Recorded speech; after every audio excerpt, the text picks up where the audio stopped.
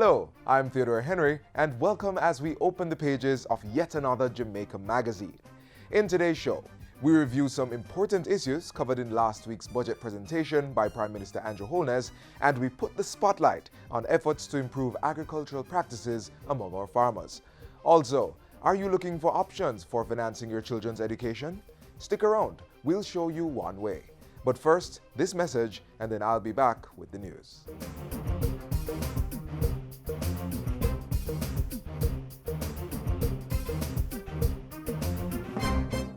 Understand, you might not always agree, but you can respect somebody else's view. Respect my lad. Respect my dad. Yeah, man, respect. It doesn't take anything to be respectful, and you can never tell the impact you will have just by saying good morning, please, thank you. Respect.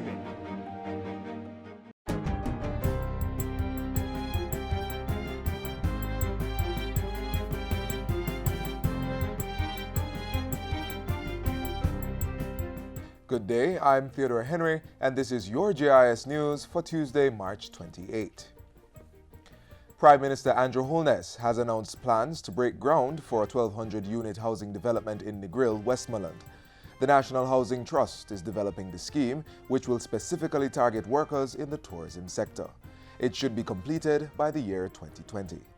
Your government understands the need for housing, and your government is working very hard to make sure that your dream for housing is fulfilled. We are not being partisan, we are not being selective or partial. We are just here to build house and fulfill your dreams. Prime Minister Holness was speaking on Friday as he broke ground for the fourth housing development in Westmoreland in recent weeks. 51 service lots will be provided at Yeast Plant at a cost of $127 million. Another 61 lots will be made available at Shrewsbury at a cost of $119 million. Meanwhile, the Prime Minister says government will be building more parks and public spaces to support an active and healthy lifestyle among Jamaicans. The Ministries of Education and Health have also been directed to examine ways in which sugar can be reduced or removed from state-sponsored products in the public education system. And develop and launch a public education campaign about the effects of overconsumption of sugar. The removal of sugar is not the removal of sweet. I just want to put the public at ease. 32 correctional officers have been certified to deliver National Vocational Qualification of Jamaica (NVQJ) programs to wards and inmates of the correctional system. The certification was provided by the Vocational Training Development Institute under Heart Trust NTA's Train the Trainer project at a cost of $1.2 million. State Minister of National Security, Senator Pernell Charles Jr., says the training is fulfilling government's vision of an educated Jamaica. Our approach is to effectively target our officers and use these partnerships to strengthen them so that they become the pillars in the DCS, the ambassadors of that transformation of the inmates.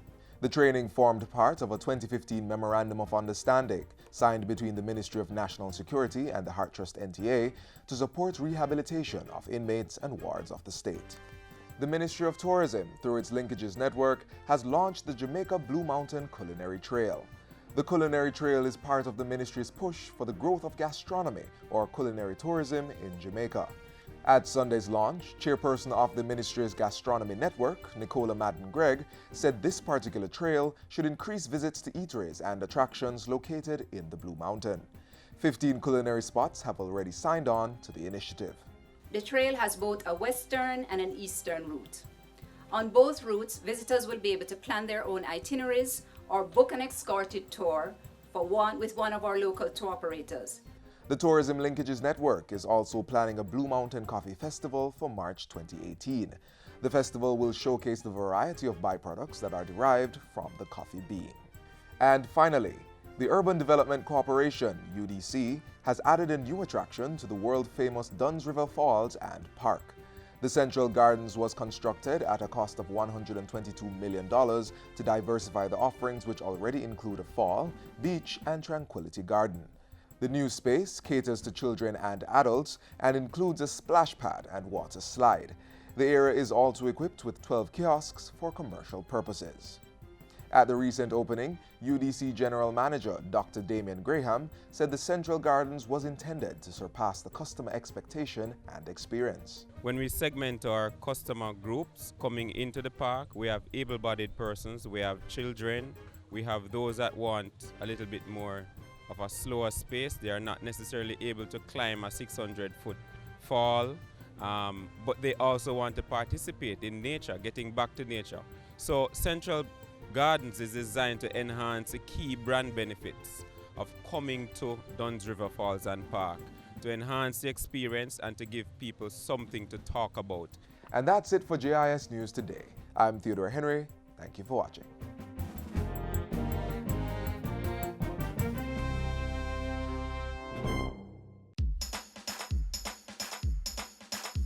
We want a productive Jamaica. We are not productive Jamaicans. Productivity to move forward on this land. Productivity, that's the way to go, we should understand. Productivity is the way to go for all us Jamaicans. Small business, big business, old and young, we are tell every woman and man. We want growth and prosperity for a better nation with a building plan. So we can build our product and sell our product and put more money in our hand. Our economy can rise to a level and build a better nation. Productivity to move forward on this land. Productivity, that's the way to go, we should understand. Productivity to move forward on this land. Productivity, that's the way to go, we should understand. Productivity. Productivity, pathway to prosperity. A message brought to you by the Jamaica Productivity Center, a department of the Ministry of Labor and Social Security. Plan Secure Jamaica, Project Hope, housing, logistics, and business process outsourcing were but some of the issues covered in Prime Minister Andrew Holness' wide-ranging contribution to the 2017-2018 budget debate. Hear more in Jamaica House Weekly.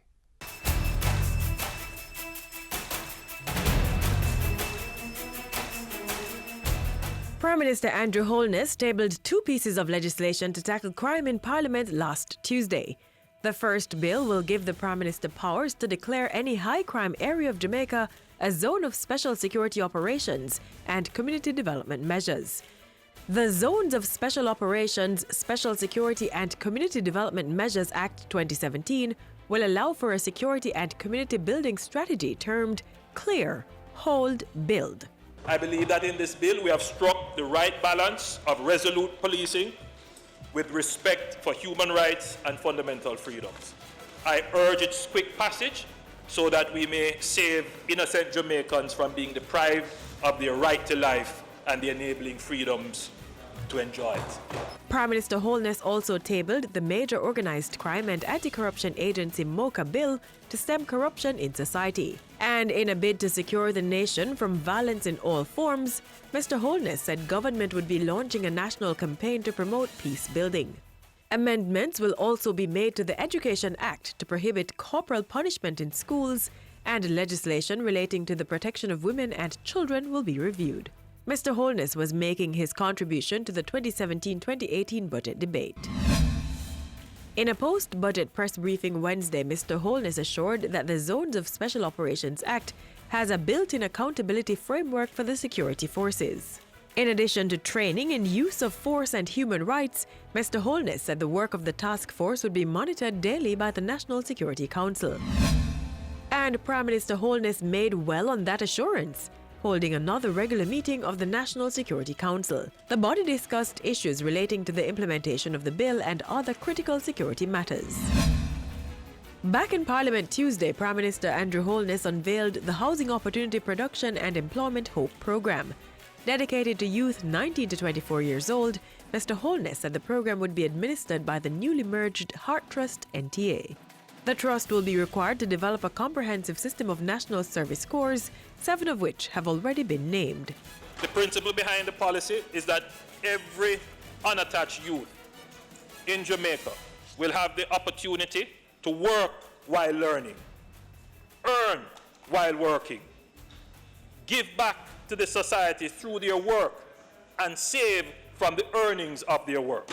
And at Wednesday's post-budget press briefing, Mr. Holness said the HOPE program had no matriculation requirement, as it was geared towards reaching youth at whatever stage of education they were in life. On the economic front, Prime Minister Holness announced the appointment of Michael Lee Chin as chairman of an enterprise team to oversee the development of the logistics sector. Strategically located parcels of land have been identified to facilitate the expansion of logistics on the island. Mr. Holness said the business process outsourcing sector was also receiving attention from government with the build-out of spaces amounting to 300,000 square feet. The Prime Minister said the private sector was also on board with the provision of 800,000 square feet of space across the island. Prime Minister Holness brought his vision for outsourcing services to the University of the West Indies Mona campus community. He urged the university to look at developing its real estate as part of a university township program that could accommodate information technology, business process and knowledge process outsourcing operations. It would be great for students. You would get jobs, you would be able to subsidize your living cost and your tuition, and the industries would get the employment that they need. And I think it is a viable project, and it is a project that I personally will be dedicating some time to make sure that it becomes a reality. Mr. Holness was speaking Thursday at the 5th annual banquet of the Elsa Leorini Hall at the Jamaica Pegasus. In housing, Prime Minister Holness announced a raft of changes to the benefits available to National Housing Trust contributors in Parliament Tuesday. Beginning April 1, low-income contributors will be able to access unsecured credit of up to $850,000 per contributor to repair, build or improve their homes. NHT intends to write over 8,000 new loans worth $17.8 billion. And as of July 1, individuals who've been contributing for 7 years or more will be eligible for an NHT loan to buy, at minimum, a studio unit. Contributors will also access 100% financing for buying units in an NHT housing scheme, get up to $2.5 million for home improvement and $2.5 million for house lot loans. Still on housing, Prime Minister Holness was in Westmoreland where he broke ground for the build-out of service lots at Shrewsbury and Yeast plant in the parish. The NHT will be providing 51 lots at a cost of $127 million at Yeast plant, while $119 million will cover the cost of 61 lots at Shrewsbury. I am taking a personal interest in ensuring that Westmoreland is developed. And that's how we close out Jamaica House Weekly. Join us next time for more of the news coming out of the office of the Prime Minister.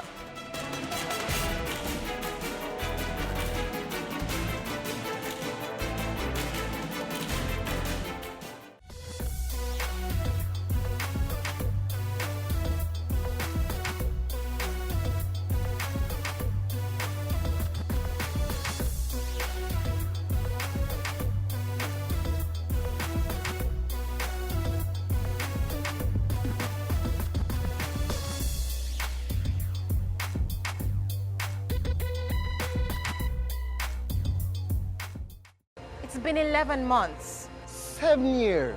12 years. Since I became the most important person in the world.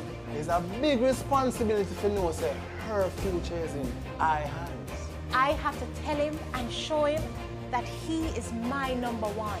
I want to prepare them for life's journey. So as them grow, them know the difference between right and wrong. I gotta make sure some keep him out of bad company.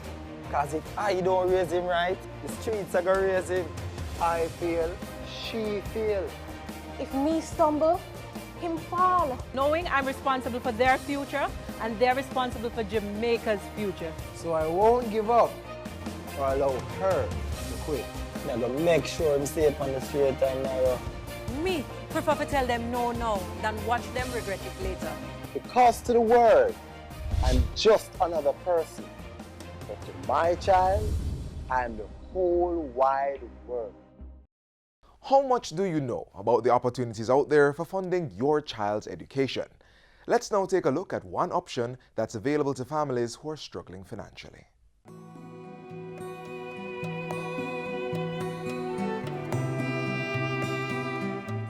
Nearly 10 years ago, Aaron Nation was in a predicament. He had 3 daughters in school for whom he had big dreams, but very little means to make them a reality. As a security guard, he was earning a minimum wage, and his wife was unable to work due to an illness. Even sending his girls to school and providing for his family's basic needs was a challenge. What was he to do? The answer came from a colleague. I was introduced by one of my co-workers one night while we was at work, and she was telling me how she benefit with her 3 children. So I found it interesting, so the very next day I went to the office and applied, and they gave me a form and complete the form and take it back to the office with information on it. And then after that, one of the social workers visited the house to confirm the information that was given on the paper. And then I was being informed that I was being enrolled on the program. What Aaron's co-worker introduced him to was the Program of Advancement Through Health and Education, PATH. It's a cash transfer program funded by the Government of Jamaica and the World Bank. Since 2002, PATH has been offering assistance to thousands of parents like Aaron. It helped my children them throughout school, especially the lunch program was good for me, because all I need to give them was $300 each day to pay their fare and $100 to buy a drinks because they get a meal every day. With the monthly stipend PATH offered, plus the meals provided under the school feeding program, Aaron was empowered to ensure his girls never missed a day of school. He was finally able to put them on track for the bright future he dreamed of.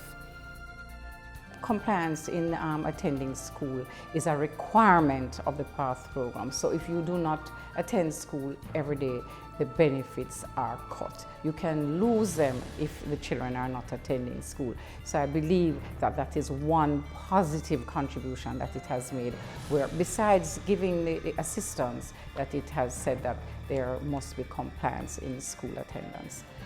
Aaron's eldest daughter, Nicole, is grateful for PATH's support. She credits it with putting her well on the path to fulfilling her dreams of being a medical doctor. She's now an intern at the Spanish Town Hospital. I began the PATH program when I was at Montego Community College. I was just starting college, and so my father received the monthly stipend to assist our household. The PATH program became a more fundamental part of my educational journey when during my last year of medical school, I received a grant of $100,000 to help finance my tuition. Nicole's sister Marielle, who is now a trained teacher, also got help from PATH towards her tertiary education. As soon as she was 18 years old, I went back to the office, complete the forms. They gave me a grant of $50,000, so I used it to help pay the school fee at Sam Sharp Teachers College. And then in the final year, I saw one day in the newspaper when it came out that final year student would be granted $100,000. So I have 2 children who was on their final year. Now, only one of the nation's sisters remains on the program at the secondary level. Just like the nation's sisters, PATH has enabled many students to shine from the primary to tertiary levels. PATH students have excelled. There's a youth ambassador program in the PATH program, and 16 persons were awarded at a function we had recently, the Mona Visitors Lodge. And in those 16 youth ambassadors, I mean, that's such a positive story. There was one medical doctor, there was an attorney, linguists, teachers, persons who have truly excelled and who can speak of the benefits of the PATH program. Nicole was one of those bestowed the prestigious title of Youth Ambassador. Being a youth ambassador, it is a privilege, it is an honor.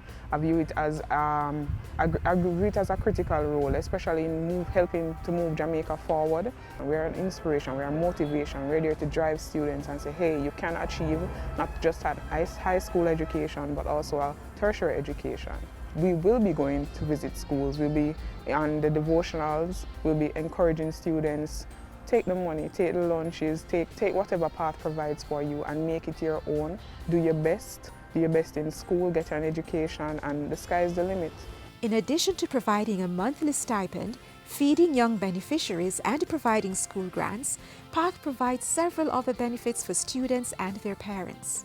We have the Steps to Work program, which is a program that allows the parents of the children to become gainfully engaged, whether in shops, setting up shops, rearing pigs, rearing chickens, so that they, in time, can come off. It's the graduation strategy to get people off of path, because of course you don't want people to remain on path for the rest of their lives.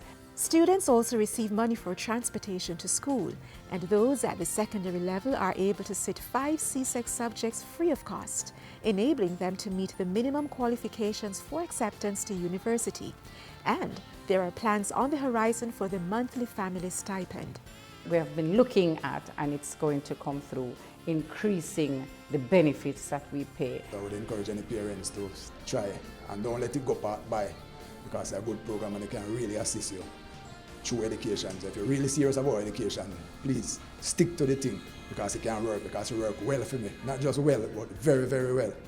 In addition to students, PATH beneficiaries include persons 60 years and over who don't receive a pension, persons with disabilities, pregnant and lactating women, and poor adults 18 to 59 years of age.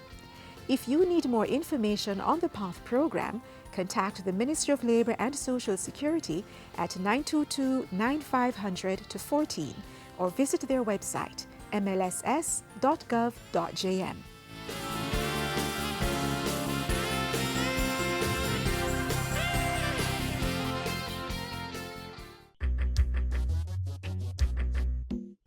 Nutritious food, succulent dishes, superior workmanship, and excellent service.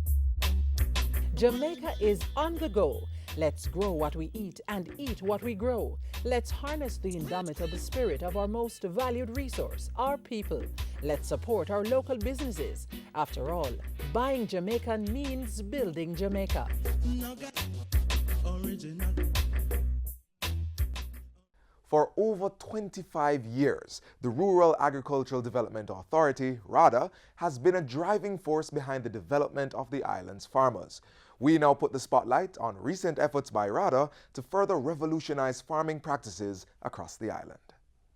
Agriculture has always been the backbone of Jamaica's economy, providing food and raw material for consumption and export, as well as numerous employment and entrepreneurial opportunities. And the Rural Agricultural Development Authority, RADA, has played an integral role in the sector, creating a sustainable environment through the use of technology and contemporary farming practices.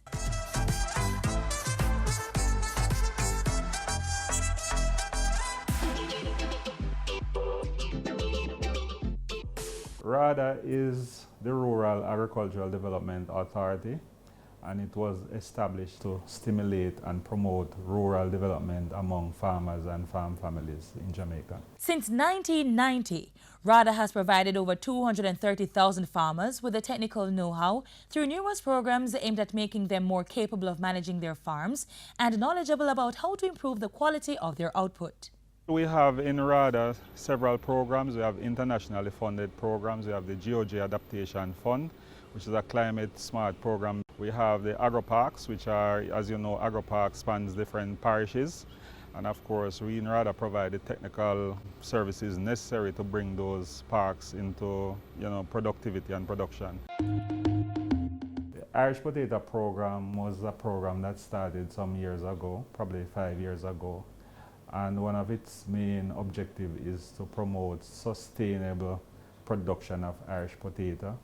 And it is one of those crops that we term import substitution crops. We are about 90% self-sufficient. I have benefited from the Irish Potato Program. Yes, and I have also gotten training along with seedlings, fertilizer and stuff like that. Without RADA, it would be very, very difficult because they form that bridge where you can call to find markets, different ministries, various things that we need. And RADA has also been incorporating more women and youth in its programs to encourage new entrants in agricultural business ventures. I was on the GeoG Adaptation Fund program where I did Irish potato. Under that program, women and youth. Irish potato has now become my favorite crop. We learn how to apply the fertilizer, how to apply the spray.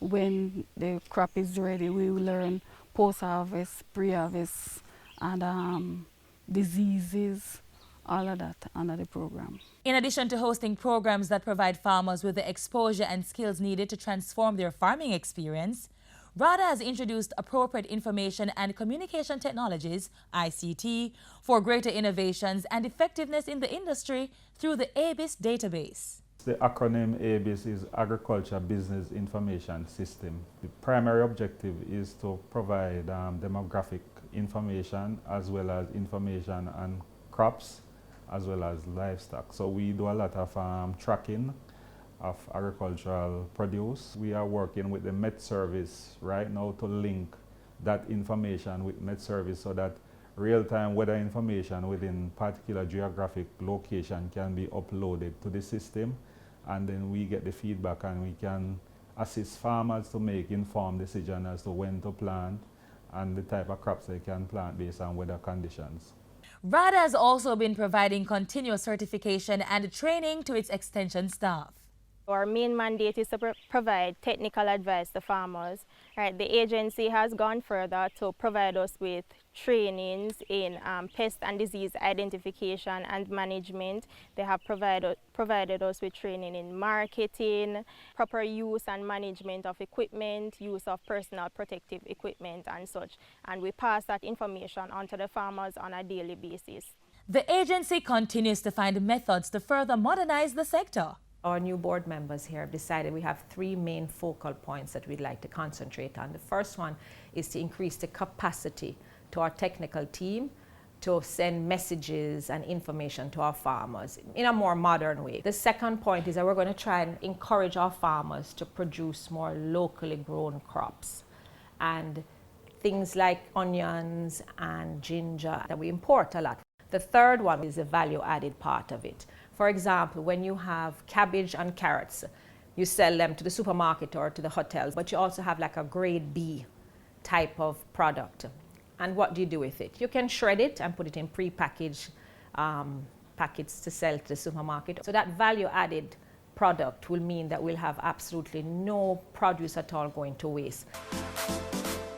I think RADA has done a good job. RADA has to assume a role of providing technical advice and the transfer of technology so that we can become productive and hence more competitive, so that the products that we produce can meet the standards required for export, not only to satisfy the Jamaican output, but for exports. If agriculture doesn't grow, the economy can't grow.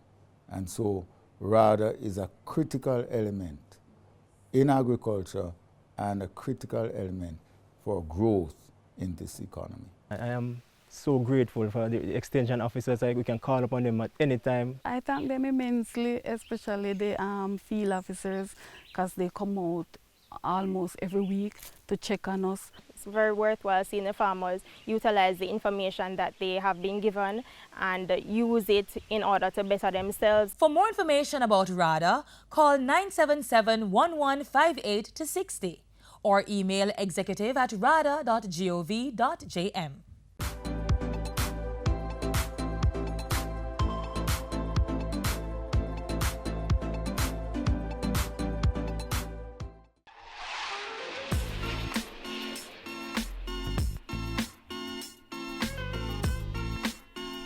This is how we close the pages of today's edition of Jamaica Magazine. Keep informed on happenings in Jamaica by visiting our website at jis.gov.jm, and do stay connected with us on our various social media platforms. I am Theodore Henry. Join us on this station, same time tomorrow, for another Jamaica Magazine feature.